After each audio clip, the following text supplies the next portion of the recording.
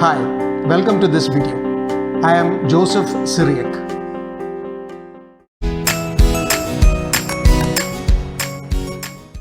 Hi, as a recruitment professional, I have gone through thousands of resumes and interviewed thousands of people from different fields. While most of the applicants give the right data on their resumes as well as during the interview, there are a few people who give wrong data intentionally, thinking that it cannot be detected. But the fact is that nowadays we have very efficient systems to track a person's career history. So a person cannot get into any job by giving false information, especially in any company that has a proper background verification system.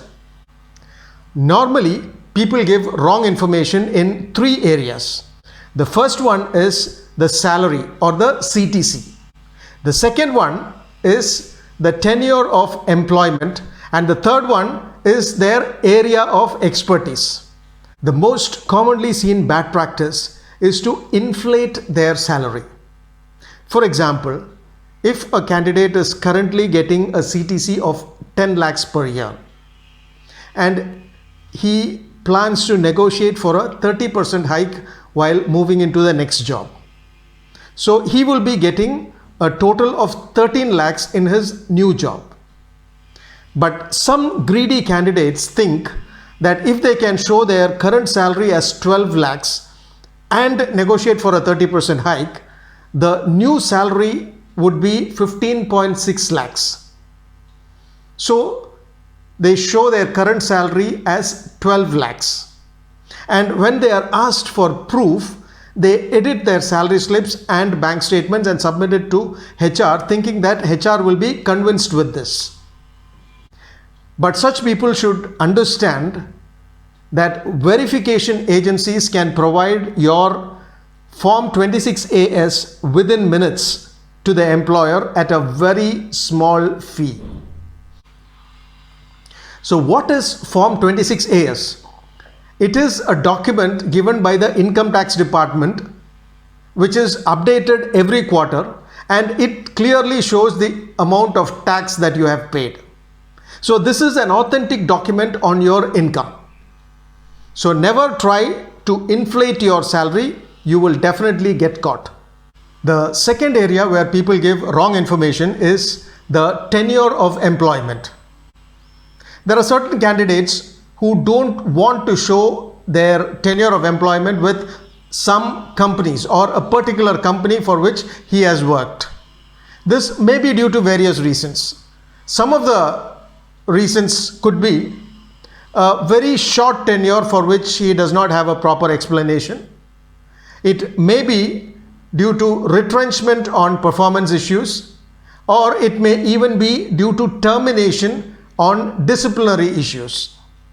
So in this case, the candidate does not want to show that he has worked with that company, and he will show that tenure as a gap, and he will cite personal reasons for that. But such people should understand that background verification agencies are able to take out your employment history from the Provident Fund contribution records that cannot be fabricated or fudged.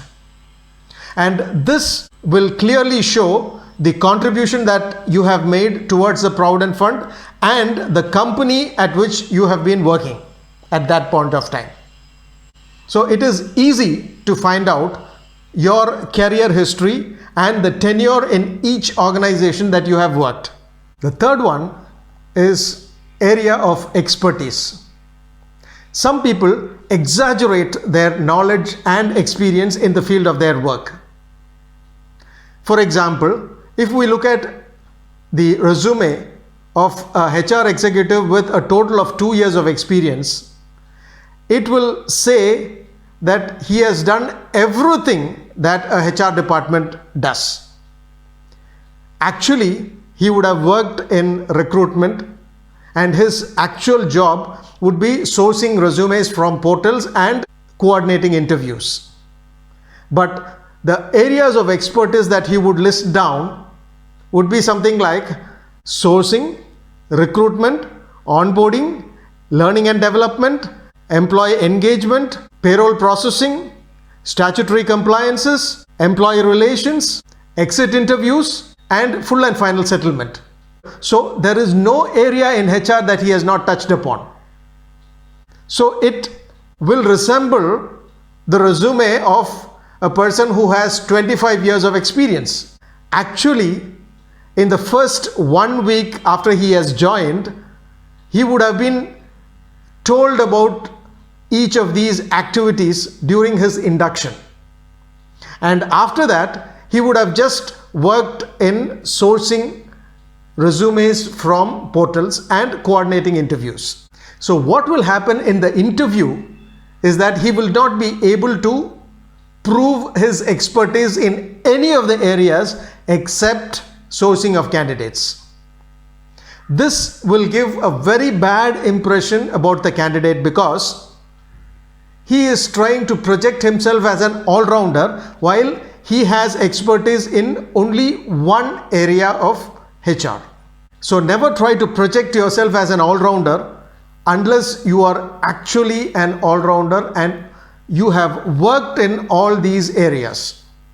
So when you are mentioning your areas of expertise, please mention only those areas where you have worked for a reasonable period of time. Because you cannot fool the interviewers. They are much more experienced than you and they have ways and means of verifying your claims.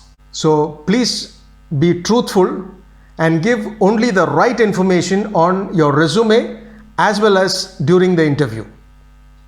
Thank you.